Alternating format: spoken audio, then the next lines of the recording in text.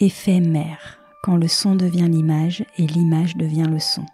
Une série de portraits sonores proposés par Ingrid Blanchard et Bernard Pess en partenariat avec la Fondation Carmignac. Homme libre, toujours tu chériras la mer. La mer est ton miroir, tu contemples ton âme. Vous aurez certainement reconnu les vers qui ouvrent le poème de Charles Baudelaire, L'homme et la mer. Qu'elle nous fascine, nous console, nous effraie ou nous apaise, nous entretenons tous un lien singulier à la mer. Alors quand la Fondation Carmignac nous a proposé avec Bernard Pess de réaliser un projet sonore et photographique pour son exposition La mer imaginaire, nous avons plongé tout ouïe et regard joints dans cet imaginaire de la mer.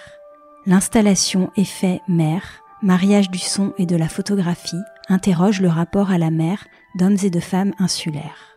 Je vous propose d'écouter leurs récits et je ne peux que vous inviter à découvrir l'installation complète à la Fondation Carmignac jusqu'à mi-octobre. Ils sont gardiens de phare et apnéistes, navigatrices, doyens de l'île, descendants d'immigrés italiens arrivés à Porquerolles par la mer au XIXe siècle. L'une a découvert la mer pour la première fois à 15 ans, un autre cherche à en traduire la luminosité diffuse et pénétrante dans ses peintures. Je leur ai demandé de me raconter leur mer imaginaire. Des récits, des souvenirs, des sensations, des émotions ont émergé de ces rencontres que je vous partage dans cette série diffusée une fois par semaine pendant 1 mois. Plongez avec eux quelques minutes dans leur mer imaginaire. Michel, artiste peintre. Quand je me réveillais le matin, que j'avais 5 ans, 10 ans, et on était à l'Almanach dans une très belle propriété. Et je sortais le mois d'avril, le balcon plein de roses. Et quand je regardais la mer qui était un lac tranquille, qui pouvait aussi devenir une furie, qui pouvait fumer lorsque la température extérieure était plus froide que l'eau, et tous ces beaux poissons brillants qui me faisaient rêver, et toute cette attirance vers cette eau qui était un appel à une communion, à des bains. Moi, je me rappelle que quand j'avais 10 ans, j'étais capable à l'Almanach de descendre dans 2 mètres d'eau, sans masque, d'aller ramasser un oursin, de remonter à la surface, de l'ouvrir en le cassant, en enfonçant mes pouces dans son bec, de le casser, comme une loutre. Je mangeais l'oursin, en flottant sur l'eau. C'était fou.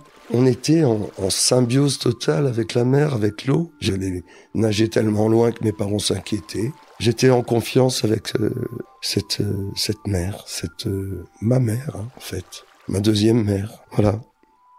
Michel, vous pouvez me dire quelque chose sur la façon dont vous vous nourrissez de cette mer et vous en faites cette mer aussi lumineuse dans votre travail ? Je me laisse conduire. C'est elle qui me conduit.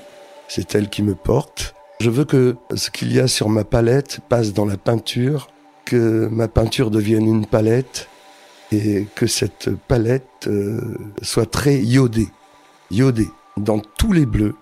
Je ne sais pas combien de bleus je peux utiliser et je peux mélanger du rouge, du jaune, toutes les couleurs.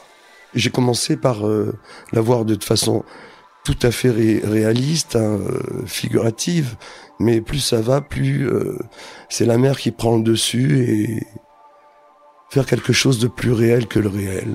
C'est-à-dire que c'est le réel qui est à l'intérieur de notre cœur, qui est la synthèse de tout ce qu'on a reçu dans le temps, qui va faire que petit à petit, l'art s'insinue, habite la toile, sort de nous.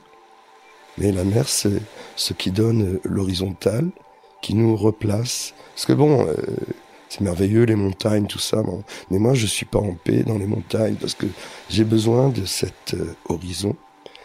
Et cet horizon qui va très loin.